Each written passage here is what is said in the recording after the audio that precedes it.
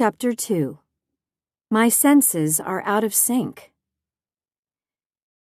Sensory integration may be the most difficult aspect of autism to understand, but it's arguably the most critical. Cognitive and social learning cannot break through to a child whose world is intrusively loud, blindingly bright, unbearably malodorous, and physically complicated to navigate. His brain cannot filter multiple sensory inputs, and he frequently feels overloaded, disoriented, and unsettled in his own skin. And into this shrieking, blinding hurricane of sensory acid rain, we insert the expectation that this child pay attention, behave, learn, adhere to social rules that mystify her, and communicate with us. Neglect a child's sensory challenges, and you will never get close to discovering her capability. Sensory issues are that crucial to her overall ability to function. Picture yourself on the world's hippest roller coaster. If you dislike roller coasters, this makes the example even better. Coney Island and Six Flags are fun vacation venues, but how long could you do your day job while ensconced on the Cyclone, the Accelerator, or the King de Ka? Could you conduct that meeting, teach that class, be charming dinner company, write the report, and clean the house while enduring the vertigo, the screams of fellow riders, the G-force of the rushing air, the unexpected drops and abrupt changes of direction, the sensation of hair in your mouth and bugs in your teeth? It might be fun as an occasional thrill, but admit it, you want to get off after the 3-minute ride. For many children with autism, it's a ride with no exit gate, a 24/7 affair and the very antithesis of thrilling. It's natural that we shy away from concepts and conditions that demand arduous effort to comprehend, that we seek easier solutions. For the non-professional, gaining a working understanding of how sensory integration issues affect a particular child can be downright intimidating. An area of immense complexity, it pervades everything we do or try to do. That's why it's the first outpost of autism we should address. It sends me off the deep end when I hear sensory therapy described as an add-on, or something to try after everything else has failed, or that our children's sensory issues aren't real or are all in their heads. It's all in their heads, all right. Science has long recognized that sensory integration takes place in the brainstem, and that sensory integrative dysfunction causes what amounts to a traffic pileup in the brain. You may already be looking right at the manifestation of sensory overload and not recognize it. Hands over the ears is an obvious indication. Less obvious, but no less compelling, are the behaviors referred to as stims, self-stimulating conduct such as rocking, chewing, flapping, rubbing, wandering, and other repetitive mannerisms. Seemingly inexplicable behavior such as aggression, excessive silliness, clumsiness, and over- or underreaction to injury can have an underlying sensory cause. In the case of more extreme behaviors such as meltdowns, the trigger may not be obvious. Nevertheless, sensory overload should be the first suspect brought in for questioning. That questioning can be tricky, intricate, and protracted, but one of the few universal truths about autism is this. No matter how unprovoked, how random it may appear, behavior never, ever comes out of nowhere. There is always a detonator, and we will discuss this at length in Chapter 9. Find it you must, and keep in mind that if your child is nonverbal or has limited verbal skills, she will not be able to tell you what is causing such discomfort. Even your chatterbox child with Asperger's, who seems so verbally competent, may not have the vocabulary or awareness sophisticated enough to describe what is happening within her complicated neurology. developing a practical understanding of sensory integration can be challenging. As many as 21 sensory systems are at work in our bodies. You're familiar with the predominant 5: visual, sight; auditory, sound; tactile, touch; olfactory, smell; and gustatory, taste. 5 other senses are commonly attributed to humans: equilibrioception, sense of balance or vestibular sense; proprioception and kinesthesia, sensing the orientation and motion of one's limbs and body in space; nociception, pain; temporal sense, sense of SWODY1ENH. temporal sense, sense of time; tactile, touch; olfactory, smell; and gustatory, taste. 5 other senses are commonly attributed to humans: equilibrioception, sense of balance or vestibular sense; proprioception and kinesthesia, sensing the orientation and motion of one's limbs and body in space; nociception, pain; temporal sense, sense of time; and thermoception, temperature differences. When any of these senses fall out of calibration, they can wreak havoc in your child's life. Comprehensive discussion of the sensory systems is beyond the scope of this chapter. What follows here is a short description of each sense and what its dysfunction can mean for the child with autism. Hyperacute sensory systems call for calming overloaded senses, but senses can also be hypoacute or under-responsive. The need in those cases is to alert, not calm, the under-responding sense. An occupational therapist, an indispensable member of any child's autism team, can elaborate upon and address your child or student's individual issues. Bear in mind, too, that acuity may not be the same across all the child's senses. Some may be hyper, some may be hypo, and some can vary from day to day, even hour to hour. The visual sense. For many children with autism, the visual sense is their strongest. The good news, bad news is that while they rely more heavily upon visual input to learn and to navigate their world, it can be the first sense to become overstimulated. Bright lights or objects, reflective surfaces, too many objects in the field of vision, or objects moving at fast or irregular speeds can cause distortion and sensory chaos. So pervasive is this sense for many children with autism that it warrants its own discussion later in the book. We'll note here, though, that while the visual sense may be the most robust in many children with autism, there will be some for whom the visual sense is underactive or disorganized.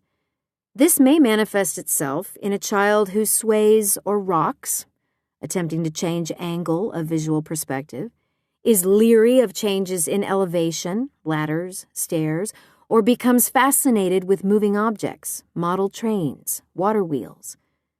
Physical limitations may also be in play. Some children may lack depth perception, have limited fields of vision. Think of looking through a paper towel tube and missing everything else around you. Or the visual picture of their world may look distorted and fragmented, like a Picasso painting. The auditory sense. Our auditory sense provides us with a tremendous amount of information. We take in and instantly interpret the component qualities of sound: volume, pitch, frequency, vibration, and the directionality of it. We turn our head to seek out voices, footsteps, and traffic.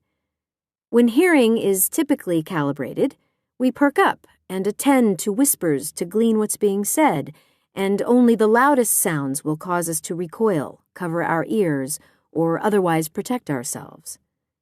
For many individuals with autism, the auditory sense is the most commonly impaired. Hyperacute hearing can cause agonizing pain. The sounds of an average day are too loud, too high-pitched, too sudden, too sharp, too intrusive. the child with autism may hear things undetectable to your ear, escalating an already overwhelming world into deafening dissonance. She likely lacks the ability to suppress and/or filter sound, to distinguish your voice over the sound of the dryer or the television, or the teacher's voice over the murmurs and movements of others in the classroom. Environments that appear orderly to the casual observer may be a confusing minefield of clatter for the child with auditory hypersensitivity. Obvious too loud flags like blaring music, gymnasium basketball, cafeteria and playground cacophony, and emergency vehicle sirens are examples of everyday commotion that can induce physical pain.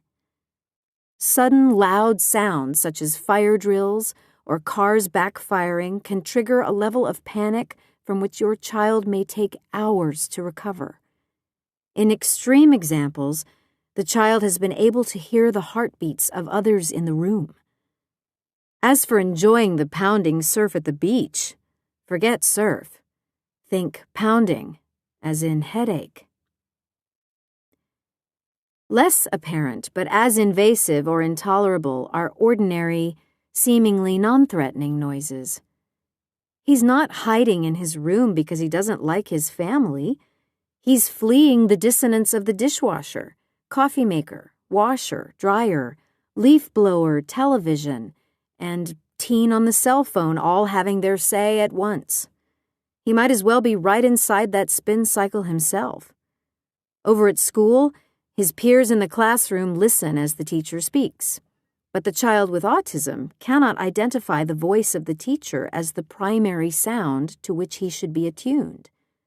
To him, it's indistinguishable from the grinding of the pencil sharpener, the fly buzzing on the windowsill, the lawnmower chugging outside, the child with the constant cough behind him, and the class next door tromping down the hall to the library. Well-known author Temple Grandin, who writes and speaks extensively about her own experiences as a person with autism, puts this succinct grace note on it. Walmart is like being inside the speaker at a rock concert. Hypoacute hearing brings its own brand of trouble. It impacts language development and use, social learning, and academics. Children may miss pieces of what's being said, be unable to process certain types of sounds, or may perceive what they hear as long strings of sounds rather than individual words and phrases. What looks like laziness or non-compliance may be a sensory impairment that prevents them from filtering and/or processing the ordinary sounds of daily life. The child with an understimulated auditory sense also struggles to process information coming from sound. He may speak too softly or too loudly, seek out noisy appliances, lawnmowers, hairdryers, blenders, or environments for additional sensory input, handle toys and other objects roughly to create crashing noises, exhibit fascination with rushing water, waterfalls, running bathwater, flushing toilets, or like vibrating or buzzing toys. Whether over or understimulated, suspect auditory processing difficulties if your child or student can follow written or visual directives well, but struggles with or is unable to comprehend oral instruction. The tactile sense. Our skin registers an astonishing amount of information. Light touches as well as deeper pressure, a wide range of temperatures, different types of pain or irritation, vibration and other movement, and textures ranging from slimy to rough. Hypersensitivity to touch is called tactile defensiveness. The child with autism, trapped in her own skin, is unable to regulate distressing sensations that rain upon her in the form of uncomfortable clothes, unwelcome touches from other people, hugs that might seem warm and friendly to you might be torture to her, and unpleasant textures of things she is confronted with touching or eating. For the tactile defensive child, Clothing tags, buttons, zippers, elastic around wrists or necks, and similar clothing embellishments cause constant distraction. Whether indoors or out, going barefoot is not an option. Do you have a tiptoe walker in your house? The child may evade your embrace and fight like a badger against haircuts, shampooing, teeth brushing, and nail clipping. Hands-on tasks like finger painting and sand table activities may induce more stress than fun. Hyposensitivity results in the child who craves tactile sensation. She is the child who runs her hand along the wall walking from class to class, must touch everyone and everything, or may not be affected by temperature shifts. She may exhibit perplexing, even disturbing behavior, sometimes bordering on danger. She may stim to the point of hurting herself, biting, pinching, applying pressure with various objects, brushing teeth too hard. Unaware of the intensity of her actions and her high threshold to pain and temperature. She may prefer tight, heavy, or textured clothing, or engage in odd activities such as taking a bath fully clothed. She may purposefully touch or bump into objects and other people to enliven her senses, then eventually shy away from trying new motor activities because she may be perceived by others as clumsy. Because children with hypotactile processing seek constant contact, parents may characterize them as clingy, and others may find their touches invasive and inappropriate. Most occupational therapists will tell you how successful they can be at desensitizing a hyperacute tactile sense or awakening a hypoacute sense. Take it from a mom whose child spent the early years of his life sporting only his birthday suit whenever he could get away with it, and doling out backwards hugs, facing away, to a precious few. By 3rd grade, he chose jeans and flannel shirts. By 5th grade, he had hiked, biked, backpacked, and whitewatered the great outdoors with all kinds of slimy, crawly critters and substances without batting an eye. That's what's possible with appropriate and regular intervention. The olfactory sense.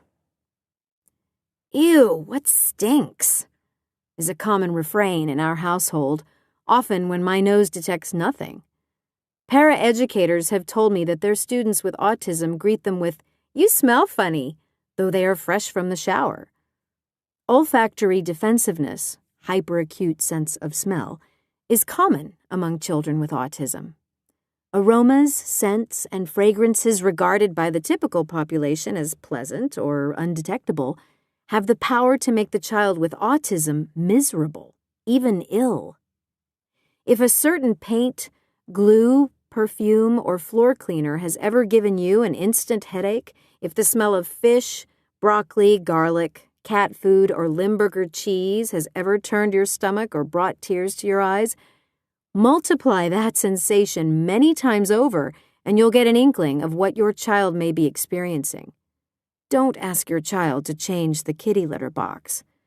That odor-free, natural citrus, recycled pine concoction, combined with the you-know-what that lurks within, will knock the poor kid back into yesterday. Years ago, Bryce's olfactory issues nearly derailed a long-anticipated trip to Disneyland when it had barely begun. In an effort to keep everything as familiar as possible, we had booked a rental car of the same make and model as our car at home. I told Bryce that a car like ours would be waiting at the end of our plane trip to take us to the hotel. Having still underestimated his literal thinking, I realized too late that he pictured our own car coming out of the cargo hold along with our luggage. The rental car, though indeed the same make and model as our car, came with a horrible twist. It was new. Now, for many people, that new car smell ranks right up there with cinnamon buns and baby powder as a favorite. For Bryce, it was a showstopper. "This is a smelly car," he decreed. "A smelly, smelly car." It took an eternity to get him into the car, and another eternity of listening to the smelly car mantra all the way into town. Do I need to tell you we took the hotel shuttle to the park the next day? Here are a dirty dozen of potential olfactory offenders in the home. Scented laundry products. If it's on his clothes, he can't get away from it. Scented soaps and shampoos. Includes kid scents, such as bubble gum. Bathroom air fresheners. They only add another layer of odor. Hand lotions, deodorants, aftershaves, body gels, hair products, house cleaning products such as ammonia, bleach, other fragrance cleaners, cooking odors, and yard and garden chemicals. In the school setting, we have the paint area, odoriferous science projects, the classmate wearing cologne, the old oil-burning furnace or the window that opens onto the newly mowed composting lawn, the hamster cage, and the days-old forgotten lunch in the closet. More than one student with autism has been known to experience the uncontrollable gag reflex in the cafeteria. Offer an alternative place to eat lunch if lunchtime smells disturb your student. An understimulated olfactory sense shows itself in a child who may seem over-interested in sniffing his own body and others. She may put unusual non-food items in her mouth, such as dirt, paste, coins, or soap, or she may exhibit lack of sensitivity to odors others consider offensive, such as urine, bedwetting, and feces, smearing. Both of the foregoing can also be signs of an understimulated tactile sense. The gustatory sense. Our sense of taste ties closely to the olfactory sense. The olfactory sense acts as a kind of sentry. If a potential food item smells dangerous, moldy, burnt, rancid, or otherwise off, we don't put it in our mouths. It's nature's way of protecting us from ingesting poisons and toxins. A person's olfactory sensations can alter the flavor of a substance. The components that comprise the sensation of flavor include the food's smell, taste, texture, and temperature, writes otolaryngologist Donald Leopold on emedicine.medscape.com. Each of these sensory modalities is stimulated independently to produce a distinct flavor when food enters the mouth. A hyperacute gustatory system reacts with increased sensitivity to pungent tastes like bitterness, such as the phytochemicals found in many vegetables, and heat, spicy foods containing capsaicin, such as chili. It may also reject foods based on temperature or texture. The child may shun cold foods, ice cream or refrigerated juice, oozy, slippery foods, puddings, canned peaches, condiments, or mixed consistency foods such as casseroles, sandwiches, or soups. The grainy texture of meat frequently offends, as may carbonated drinks. This is a plus, isn't it? The result is that many children with autism or Asperger's are selective eaters to a breathtaking degree, sometimes limiting themselves to only a few foods. On the other end of the sensitivity scale is the hypotaster. This child may have a reduced perception of taste and may 1. Eat everything in sight because it all tastes good, 2. Eat little because food as a pleasant sensory experience has no meaning or interest. 3. Eat unusual taste combinations of food, for example, pickles and ice cream, French fries dipped in peach yogurt, peanut butter on a hot dog. Or 4. Eat a horrifying array of non-food items like dirt, clay, glue, coffee grounds, dust bunnies, and paper. Underlying physiological problems, such as mineral deficiencies, can also alter a child's sense of taste, as can poor oral hygiene, which can also lead to viral or bacterial infections. The health implications for both supertasters and hypotasters are troubling. The hypertasters reject many of the foods providing the highest health benefits, like vegetables. The hypo-tasters are susceptible to just the opposite, the excesses of oral gratification and illness associated with overeating, and later in adult life, alcohol and smoking. Addressing gustatory sensitivities requires time and patience. For the sake of your own sanity, don't try this at home without the advice of an occupational therapist. The vestibular and proprioceptive senses.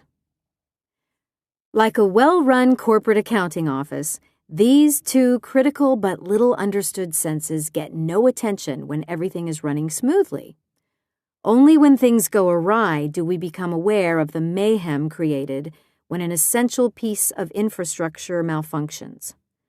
The vestibular system regulates the sense of equilibrium, balance, stability, by responding to changes in the position of the eyes and head. Its command center is located in the inner ear.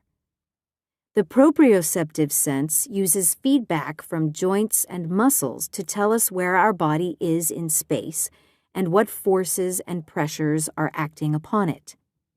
Because vestibular and proprioceptive problems are not easily recognized by the untrained eye, the danger is that they go unidentified and untreated, leaving the child with autism to cope unaided within a very hostile environment. Impairments to the vestibular and proprioceptive senses can hamper or halt everyday motor functions. The child may trip over her own feet, bounce off walls, and fall out of chairs. She may experience gravitational insecurity, becoming anxious in settings that take her feet off solid ground, such as climbing the steps to the slide, using a public toilet, riding a bike, and sitting on a too-tall chair or stool without a footrest. Anxieties about managing fundamental movements can be magnified by the additional expectation that she learn new skills, whether cognitive, academic, social, or gross motor. In this regard, it's easy to understand why many children with autism or Asperger's shy away from sports, with its overwhelming multiple expectations. Assume certain positions, have the gross motor skills and motor planning ability to execute sequential moves such as diving for the ball, catching it, jumping up and throwing it, or to dribble, aim, and shoot a basketball. Then add in the social cognitive elements, remember the rules, apply the rules, and communicate with teammates. Get bawled out by teammates and adults when you blow a play. Vestibular disorder can affect nearly every function of the body, cause a dizzying, no pun intended, range of symptoms including, but not limited to, loss of balance, chronic nausea, distorted hearing, ears may feel stuffed, or sound may come across as full of static, like bad radio reception, and visual disturbances. Objects or printed material appears to be blurry or in motion. Distance focus may be difficult. Glare from lights may seem exaggerated, and the child may suffer difficulty with memory and or focus, chronic fatigue, acute anxiety, and depression. Children with proprioceptive dysfunction may walk with an odd, heavy gait, have trouble with tableware, pencils, and other fine motor implements, lose their balance when their eyes are closed, or be crashers, forever running into or jumping off things as they seek deep pressure sensory input. In addition to that indispensable occupational therapist, an adapted physical education, APE, specialist can help with large motor issues, modifying curriculum and equipment so your child can participate with his peers in PE and playground activities. Ask if your school district has a special education motor team or APE consultant. Concerted effort. Most children on the autism spectrum struggle with more than one sensory challenge. The type and extent of the impairment, hyper in one, hypo in another, or any combination, can shift and change day to day, over time, and with treatment. Concerted has two meanings: strenuous and collaborative. To alleviate the very authentic sensory challenges our children face, they need from us concerted effort in both its definitions. Team tactics, with parents, school, and therapist all working together, will produce the greatest results.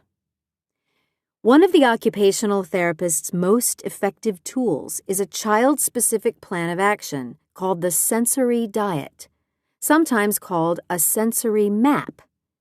A sensory diet, or map, identifies a child's particular sensory needs and prescribes regularly scheduled activities that help him organize sensory input in a manner that makes it easier to engage, attend, and self-regulate. Through formal and informal observation and evaluation, your OT will determine 3 components. 1. The child's level of sensory arousal as it fluctuates throughout the day. Low arousal, hyposensitivity, requires alerting inputs. Over-arousal, hypersensitivity, requires calming inputs. 2. Current state of the child's sensory systems. Which senses are strong and which are challenged. 3. Documentation to determine the source of the sensory challenge, of specific incidents that set off emotional or behavioral responses, transitions, certain activities, locations, or people having to deal with certain substances. The primary goals of sensory therapy are to teach the child the self-awareness to recognize sensory issues as they arise, then to learn and employ self-regulation strategies or request help when self-regulation isn't possible. These might include regularly scheduled movement breaks, providing fidget or chew toys, and providing a study carrel or quiet corner.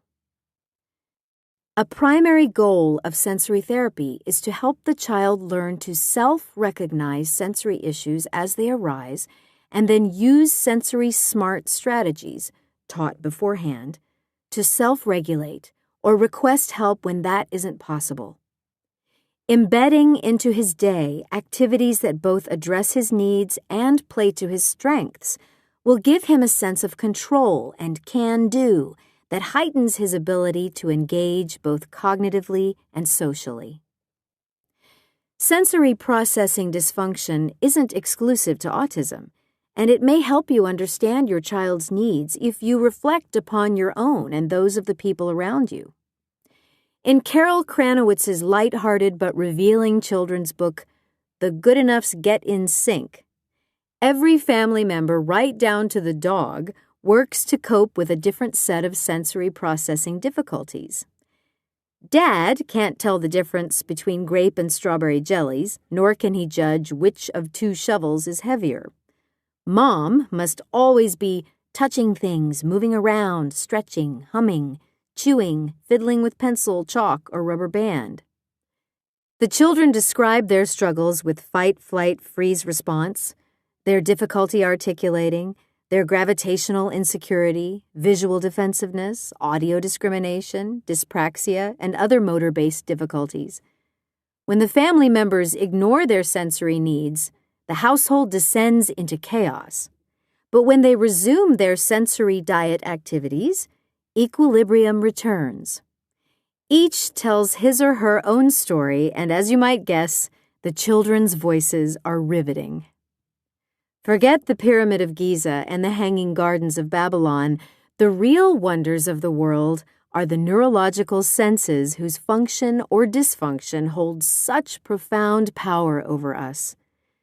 7 years of devoted sensory training helped my wordless, aggressive toddler grow into a confident and kind-hearted scholar, artist, athlete, and fun tween. Now that's a monument.